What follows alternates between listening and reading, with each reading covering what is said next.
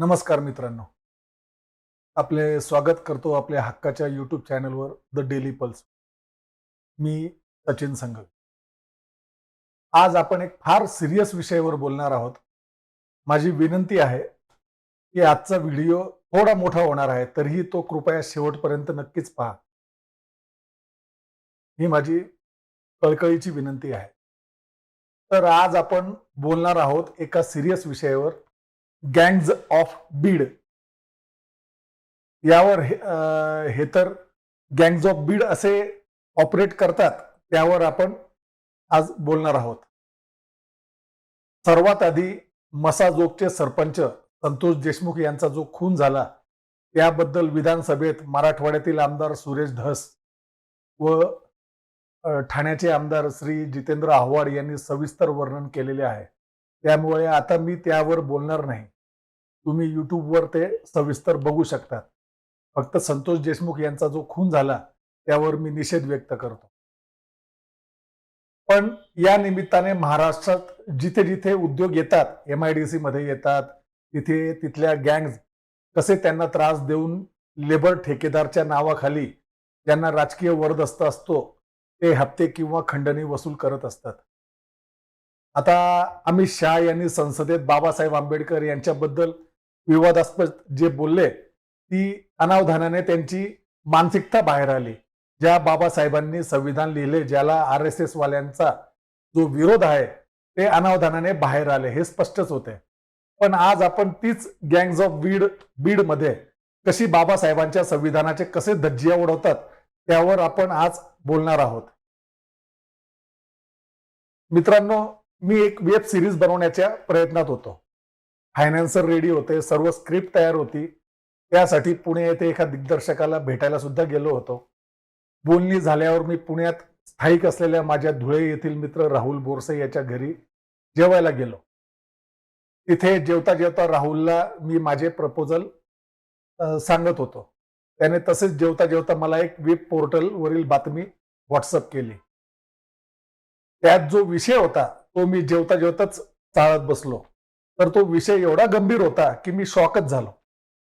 तिथेच माझा निर्णय बदलला, की आधी ह्या विषयाच्या खोलात जावे व संपूर्ण अभ्यास करून आधी हा विषय हाताळावा. मग त्यासाठी वेळ काढून मग मी त्या पुण्यातील दिग्दर्शकाला सुद्धा सोबत घेऊन सर्वात आधी बीड गाठलाय.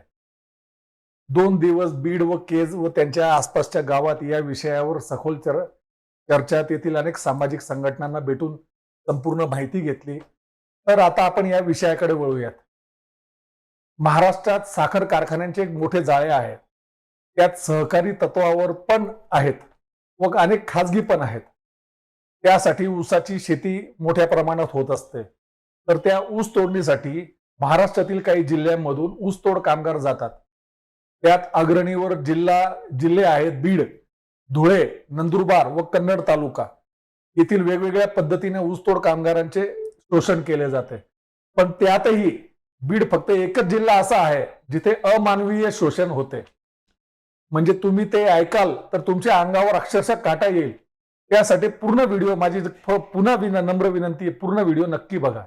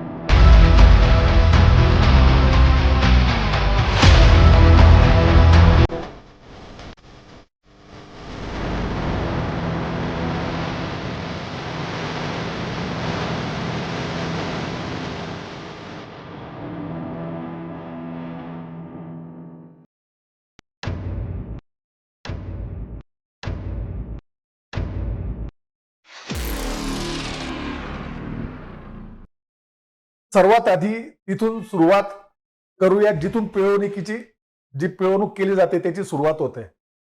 पहिले त्यांचे संदर्भ समजून घेऊयात. ऊसतोडीसाठी जे कामगार असतात त्याला कोयता म्हटले जाते. म्हणजे एक कोयतामध्ये एक पत्नी व एक पती असे जोडपे असते. त्याशिवाय त्यांना ऊसतोडीसाठी घेतले जात नाही. त्यासाठी सुरुवात होते खऱ्या पिळवणुकीची. मुलीला मासिक पाळी सुरू होताच म्हणजे लगभग 12 ते 14 वर्षे वय असताना तिचे त्वरित गुपचूपरित्या लग्न करून टाकले जाते. त्याला तिथे गेट केन लग्न म्हणून संबोधले जाते व ते लग्न इतक्या गुपचूप पद्धतीने केले जाते की कोणाला कानोकान खबर पडू दिली जात नाही. मोजून 8 ते 10 मिनिटात ते लग्न आटोपले जाते व मग त्या जोडप्याचे एका कोयता म्हणून तयार होते. त्यांना ऊसतोडीसाठी पाठवले जाते. ठेकेदार त्यांना एका कोयत्याचे लगभग 380 ते 390 रुपये प्रति टन असे ऊस तोड असे पैसे देतात. इथे असंविधानिक काय होत आहे तर बालविवाह व किमान वेतन कायद्याचे उल्लंघन.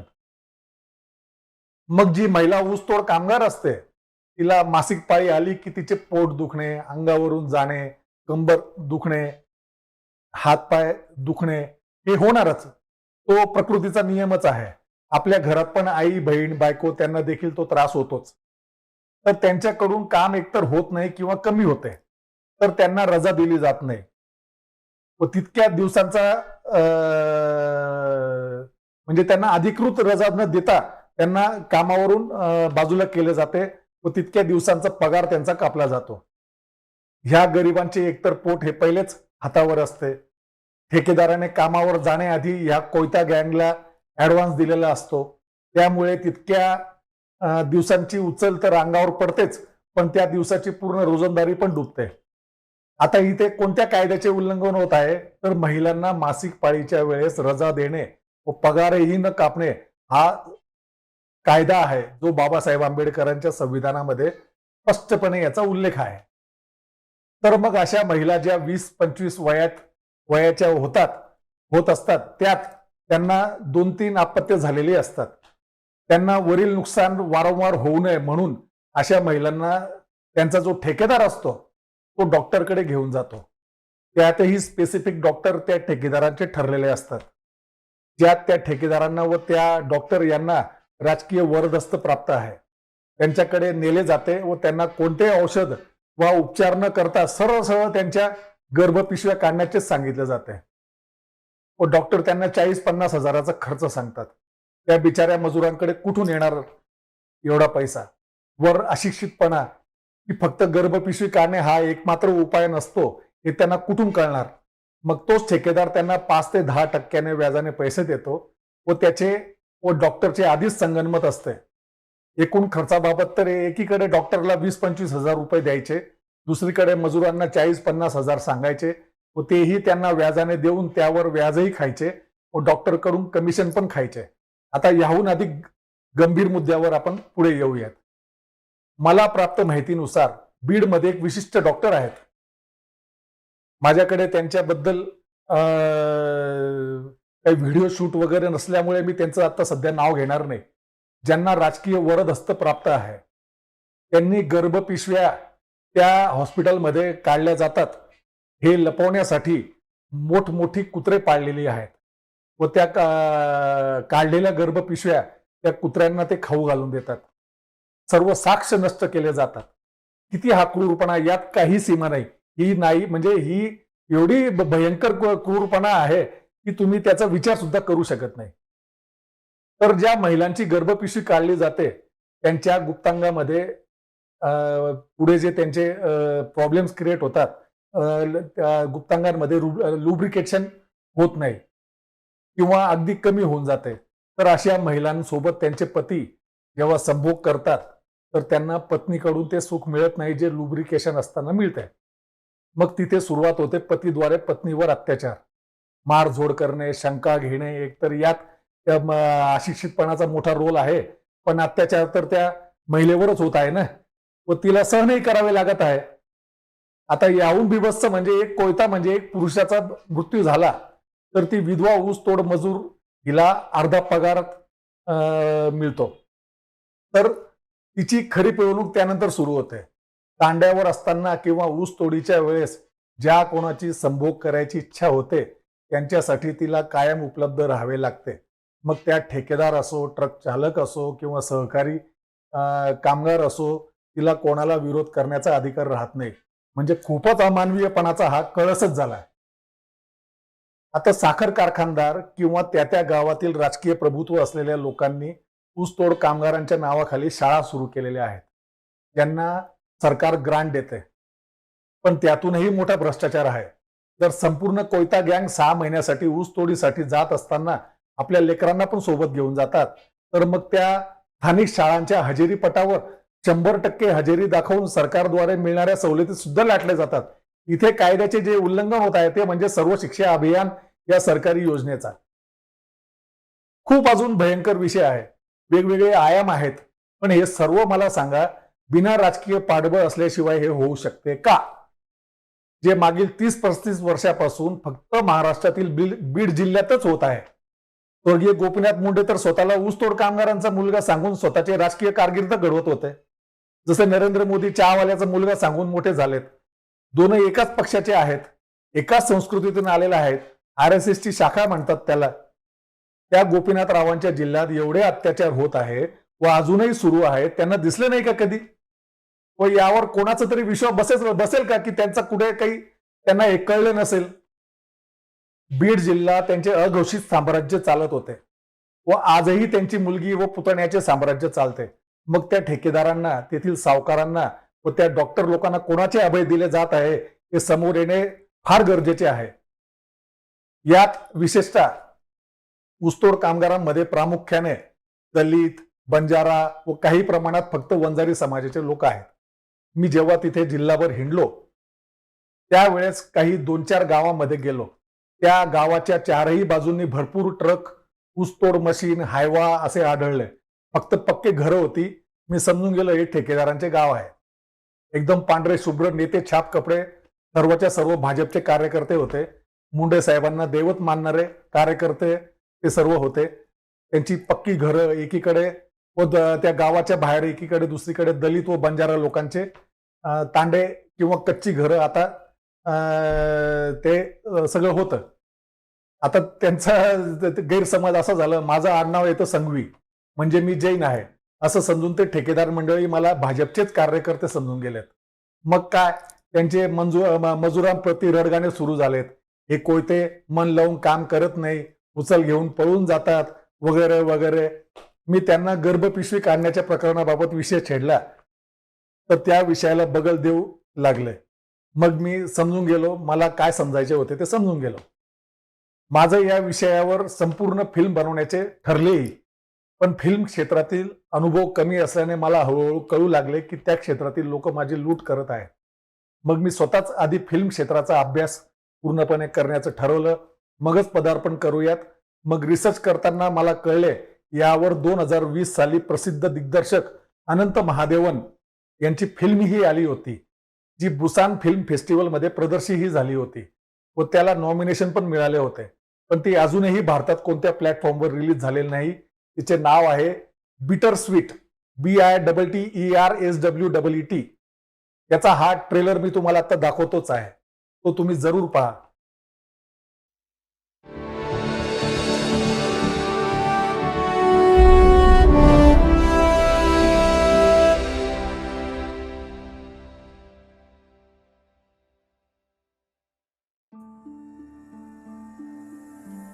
मला माहित बी नव्हतं आपल्या राज्यातील सर्वात समृद्ध व्यवसायाला अशी काळी किनार असेल. मीडियावाल्यांचा रोग सरकार आणि शुगर लॉबी यांच्या संगनमताकडे. आपल्याला या हिस्टेक्टॉमी प्रकरणात लक्ष दिलं पाहिजे. खरं तर या बायका ज्या परिस्थितीत राहतात ती अतिशय निकृष्ट म्हणू शकतो. डॉक्टरांना उगाच पळीचा बकरा म्हणून तू ठरले ना त्याच्या कमी तुळ दे. तिने तिचा कोटा नाही पूर्ण केला, त्याचे 500 दंडाचे 500. तुम्ही आधी का नाही सांगितलं? ह्या कामाला सुट्टी नसती. अगं सुट्टी कोणालाच नसती. एवढ्यात तर हंगाम असतोय ना, बाकी वर्षभर ते आरामात असतो. मी 2 दिवसापूर्वी बोराडे डॉक्टरांना भेटले. ते म्हणले माझा गर्भाशय काढला तरी मी बाईच राहीन.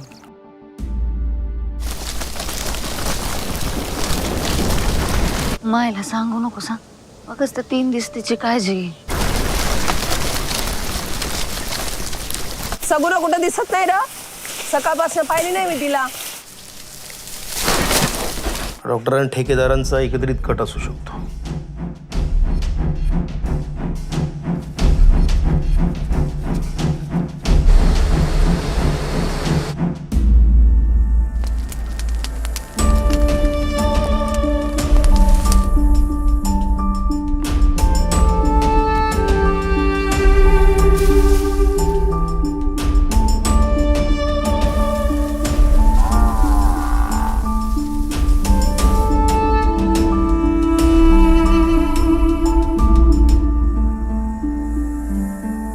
म्हणजे परिस्थिती चांगली म्हणायची. या विषयावर सामाजिक दृष्ट्या तिथे सर्वात भरीव काम जर कोणी करत असेल तर त्यांचे नाव आहे मनीषा ताई टोकळे व त्यांचे पती श्री अशोक तांगडे दादा व ह्या दोघांची मुलगी जी वॉशिंग्टन पोस्ट मध्ये पत्रकार म्हणूनही काम करते, तिचे नाव आहे अंकुर तांगडे व ही लोक तिथे उघड उघड व्यवस्थेशी 2 हात करत आहेत. त्यांच्या कामाला मनापासून मी माझ्या खूप खूप शुभेच्छा देतो. बाकी काही संघटना अजून आहेत, पत्रकार आहेत, पण काही प्रमाणात काम करत आहेत. मनीषाताई यांच्या कामाबद्दल सर्व लिंक मी डिस्क्रिप्शन मध्ये टाकणार आहे, त्या तुम्ही खरोखर जरूर जरूर पहा. आपण पण या विरोधात आपापल्या परीने आवाज उठवूया, कारण आपला महाराष्ट्र हा छत्रपती शिवरायांचा महाराष्ट्र आहे, राजश्री शाहू महाराजांचा आहे, ज्योतिबा फुले व सावित्रीबाई फुले यांचा महाराष्ट्र आहे, बाबासाहेब आंबेडकरांचा महाराष्ट्र आहे, कर्मवीर भाऊराव पाटलांचा आहे. आपण त्यांच्या विचारांचे वारसदार आहोत. आपण आवाज नाही उचलणार तर कोण उचलणार? हे मनुस्मृतीचे समर्थक व संघवाले, RSS वाले.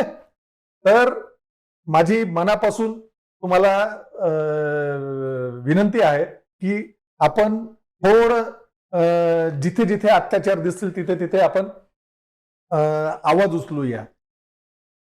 मित्रांनो, आपण मनामनात मानवतेची ज्योत जागृत करूयात व जिथे जिथे अमानवी अत्याचार होत आहेत त्यावर आवाज उठवूया. याच प्रतिज्ञेवर इथेच थांबतो. फक्त नम्र विनंती आहे, जास्तीत जास्त सबस्क्राईब करा, शेअर करा, जेणेकरून आमचेही मनोबल वाढेल. धन्यवाद. मी सचिन संघवी.